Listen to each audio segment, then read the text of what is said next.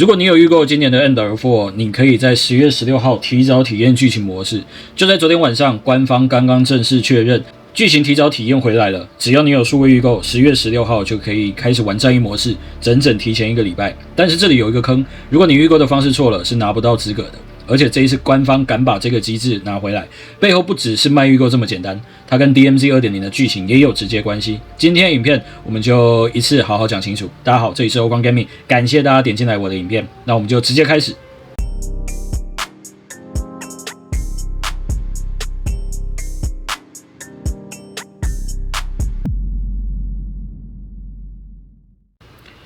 那在进入今天影片主题之前呢，先跟大家分享一个我平常自己也有在用，而且是我们今天影片的合作推广服务 NordVPN。NordVPN 其实不单单只是 VPN 服务，官方的定位是一整套的网络安全套件，核心功能是加密你的连线，保护隐私，让用户可以一键切换虚拟位置。对于常常玩 COD、Battlefield 这种需要极佳网络品质的玩家来说，最有感的就是连线品质这一块。当你遇到本地路由不稳、跨区伺服器延迟高的时候， NordVPN 都可以派得上用场。虽然这一次 Endeavor 的战役模式官方已经有确认说可以离线游玩了，在玩战役模式的时候，我们不用太担心网络品质或者是官方伺服器 crash 这件事情。不过等到10月23号上线，多人 DMZ 这一些都是纯线上模式，到时候卡的常常不只是游戏本身，是你家 ISP 到伺服器之间的路稳不稳定的问题。那另外 NordVPN 也有封锁恶意网站、追踪程式跟广告的功能，也会扫描查找外泄的账面凭证，算是对用户有多一层保护。我自己平常剪片找资料需要连到一些国外的网站的时候，也都会开始用。界面非常简单，一键连线就好。下方说明栏会放上我的合作推广连结，目前点进去可以看到还不错的优惠，有75折加额外3个月，有兴趣的朋友可以参考看看。透过这个连结订阅的话，也算是对我这个频道一个小小的支持。好，那我们先来讲讲这一次部落格的内容哦。都是在6月12号的部落格标题是 Campaign Early Access Confirmed， 同时官推也放出了 IW 工作室负责人的短片。那要拿到这一次提早体验的条件非常简单，只要你有数位预购买 Endeavor 不管是标准版或是保护版都可以，10月16号星期五就能直接进入战役模式。平台涵盖就如我之前有提到的 Xbox Series X and S、PC、PS5、Battle.net、Steam 还有 Switch 2。不过 Switch 2的玩家要注意一下，官方说这一次 Switch 2的预购要今年稍后才会开放，所以任天堂玩家现在还没有办法预购。官方也说之后会公布更多 Switch 2版本的细节，到时候我们应该也可以顺便看到 Endeavor 在 Switch 2上面实际跑起来的样子。另外还有一个老玩家，可能如果你有预购，你已经知道了，就是 Loyalty Discount。只要你有购买2019之后的任何一款决胜时刻，你在预购今年的保护版，可以额外再得到 10% 的优惠，也就是打9折。再加上有 Open Beta 的 Early Access Hunter Killer 的特战兵造型，这一次可以看得出来，今年动视 IW 他们真的是很努力的在推预购，想要力挽狂澜的那种感觉。那刚刚前面我有提到，这一次的预购其实有一个坑，这个坑就是剧情提早体验是数位限定的福利，你如果是去实体通路预购的话，拿到的是实体片，抢先体验是没有的，一定要在 PlayStation Store、Xbox 商店、Steam、Battle.net 这些平台上直接预购数位版本才算哈，这个大家要注意一下。所以如果你习惯收实体片，这一次就必须要做一个取舍，看是要实体收藏，放弃提前1周游玩，或者是你想要提前玩，就只能走数位版本。还有一个问题，现在很多玩家还在持续问，这一次的现代战争4会不会上 Game Pass？这个问题呢，其实微软在大概1个多月之前就有发公告，今年开始任何一款新发售的 COD 都不会首日上 Game Pass， 他们已经把政策改了齁，所以想要10月16号玩战役模式，就是直接数位预购，没有别的办法。那对于剧情模式提早体验，在今年来说算是一件大事哦。为什么是大事呢？有些人可能觉得提前1周玩战役模式而已，有什么好讲的？这里我们大概蕊一下之前发生过的事。战役抢先体验是2022年的现代战争2开的先例，系列第一次。隔年的现代战争3也有，结果呢，大家都知道现代战争3那个战役被骂到烂掉 ，IGN 给出超低的分数4分，很多人提前1周玩完直接退款，或是直接宣布今年不买了，抢先体验变成提前1周爆发的公关灾难，所以这个机制就被收起来。BO6、BO7 连续2年都没有，那这一次 IW 敢把这个机制回归，意思其实很直接，他们对今年的 Endeavor 战役非常有信心。其实我们从这1-2周官方的行销来看，也看得出来他们是信心满满哦。所以抢先体验这件事到底是好不好呢？我觉得其实是一个双面刃啊。如果战役模式体验好的话，口碑提前1周发酵，战役模式烂，负评也是提前1周爆炸，还会直接砍掉首发的销量数字。敢开这个门呢，官方很明显就是在赌一个品质的问题。然后再补充一个背景，2023年的现代战争3那个战役其实不是 IW 主导做的 ，IW 自己操刀的战役是2019的现代战争，还有2022的现代战争2，整体评价都还算 OK， 有在水准之上。另外还有一个小细节，剧情模式提早体验这件事情，其实5月28号就已经有被抓包了。Charlie Intel 那个时候有在 Xbox 的后台发现一个叫做 Campaign Early XX Pack 的下载包，当时官方商店页根本还没有列出这个福利，后来官方还把名字改掉，想要掩人耳目，所以这个不是临时加码的决定，是官方一开始就决定好要出的牌，只是留到现在才公布。再来我们看看日期本身，10月16号这个时间点呢，大家普遍认为都不是随便选的。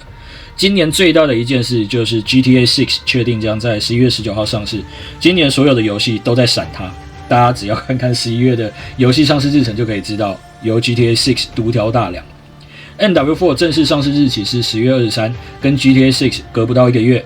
如果他们把战役提前到10月16号开跑，等于是把现代战争4的话题周期再往前提早1周，让玩家在 GTA 6铺天盖地之前就已经把钱付了，把战役玩完了，把心留在 MW4 了。这是一个商业手法的操作，商业面的理由。但我认为还有一个更重要的理由，跟游戏本身的设计有关。这就要讲到今年本体的第3模式 DMZ。那战役跟 DMZ 到底有什么关系呢？接下来要讲的这一段是我认为这一次抢先体验最核心的一个逻辑。大家听完就可以知道官方为什么这一次这么想要玩家提前玩完战役模式。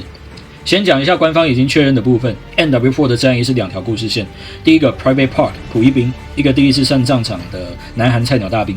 在北韩全面入侵之下求生；另一条就是 Captain Price， 他脱离体制变成通缉犯，可以揍罗摩，不听话，追着一个足以改变战局的武器。另外，在5月底的时候 ，IW 在一场闭门的媒体简报会上面自己也有讲一件事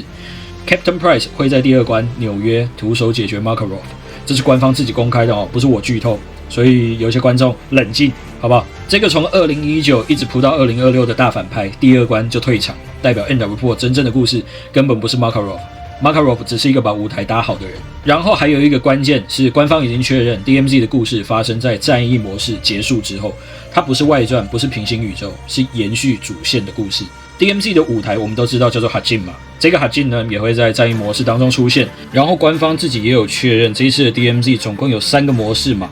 其中一个进入游戏的模式就是 Story Mission， 这个 Story Mission 就是为了让玩家将未完成的故事继续往下推而出现的。那这边要加码一个爆料英国有一个近100万的 YouTuber， 他的名字叫做 Westy， 如果你有玩战地风云，你可能就会认识他。他是一个常年玩战地风云的玩家，2022开始玩 DMZ， 这一次他有被 IW 邀请去闭门的创作者试玩会，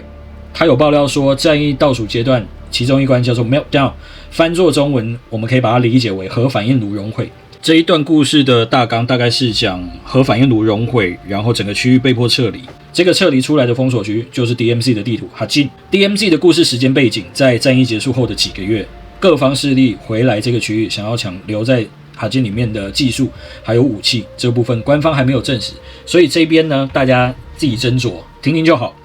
那如果我们把这些线索放在一起，就可以了解官方到底在打什么算盘。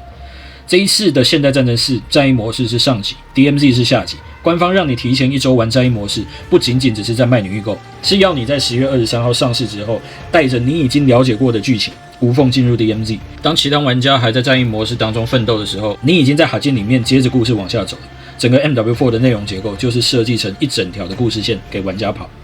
这也是为什么我说这一次的抢先体验跟 MW2、MW3 2次意义不一样。前2次的战役模式玩完就玩完了，接下来我们就是等多人或者是其他第3模式，还有 Warzone。